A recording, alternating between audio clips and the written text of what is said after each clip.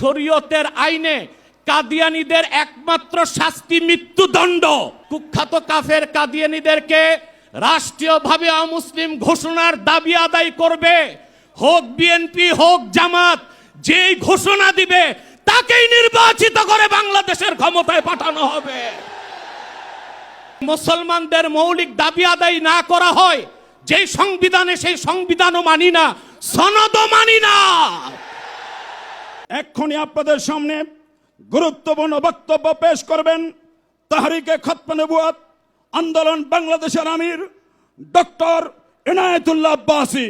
Doctor Enayetullah Abbasi. নাহমাদুহু ওয়া নুসাল্লি আলা রাসূলিহিল কারীম, আম্মা বাদ। সম্মানিত সভাপতি, বিদেশি মেহমানবৃন্দ এবং সম্মানিত শ্রোতাবৃন্দ, সকলকে আমার পক্ষ থেকে হৃদয় নিংড়ানো ভালোবাসা এবং শুভেচ্ছা জ্ঞাপন করছি। আমাদের তাহরিকের একটা স্লোগান আছে, মাসলাক যার যার, দিন ইসলাম সবার। আজকে সে প্রমাণ সোহরাওয়ার্দী উদ্যানে পেয়েছেন আপনারা। আকীদা খাতমে নবুয়তের বিশ্বাস ইসলামের মৌলিক বিশ্বাস।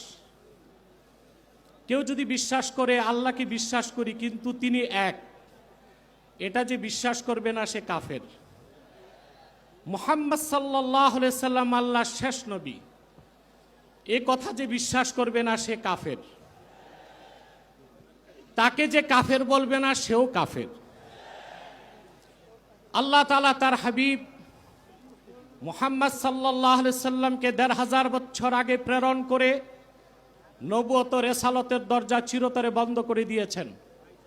ওনার পরে আজ পর্যন্ত কোনো প্রকারই নবী কিংবা রাসূল আসে নাই, এখনো নাই, কিয়ামত পর্যন্ত আসবে না। এটাই খাতমে নবুয়তের বিশ্বাস।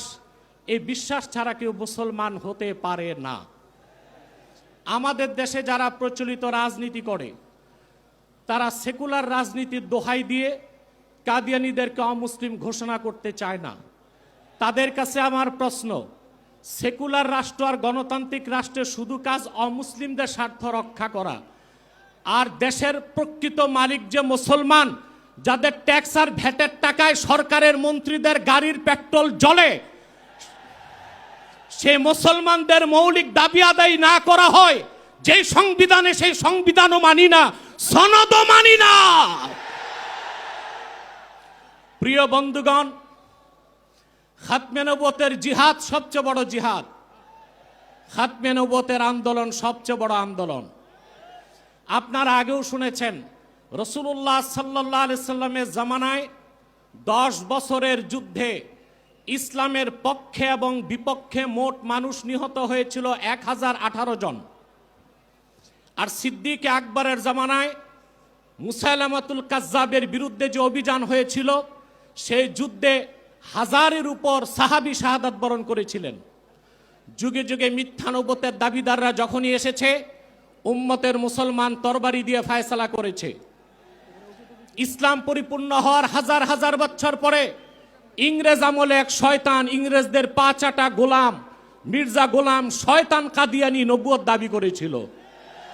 তাকে আমি গোলাম আহমদ বলি না। কাফের কখনো গোলাম আহমদ হতে পারে না। কাজ্জাব কাদিয়ানি ছিল গোলাম শয়তান কাদিয়ানি। 1908 সালে আল্লাহর গজবে সে ধ্বংস হয়ে জাহান্নামের কুকুর হয়েছে। তার অনুসারী কাদিয়ানিরা বাংলাদেশে এখন ব্যাপক উৎপাত করছে। আপনারা জানেন, বর্তমান সরকার দায়িত্ব নেবার পরে বাংলাদেশের বিভিন্ন জায়গায় কাদিয়ানীদের নতুন নতুন আস্তানা গড়ে তোলা হয়েছে। কাদিয়ানীদের আস্তানা পাহারার জন্য সেনাবাহিনী, পুলিশও মোতায়েন করা হয়েছে। যদি তারা সংখ্যালঘুই হয়ে থাকে তাহলে তাদেরকে সংখ্যালঘু ঘোষণা করতে সমস্যা কোথায়? এদেশে তো হিন্দু, বৌদ্ধ, খ্রিস্টান আছে। আমরা কি তাদেরকে অমুসলিম দাবি করো বলি? তারা অমুসলিম পরিচয়ে আছে।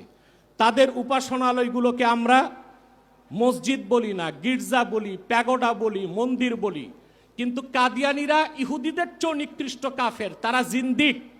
জিন্দিক বলা হয় সেই কাফেরকে যে প্রকাশ্য কাফের, নিজেকে দাবি করে মুসলিম। সেই জন্য শরীয়তের আইনে কাদিয়ানীদের একমাত্র শাস্তি মৃত্যুদণ্ড। যেহেতু বাংলাদেশ সেকুলার রাষ্ট্র, আমরা ছোট একটা দাবি করেছি, তাদেরকে অমুসলিম ঘোষণা করতে হবে। এই দাবি আপনারা কিভাবে আদায় করবেন?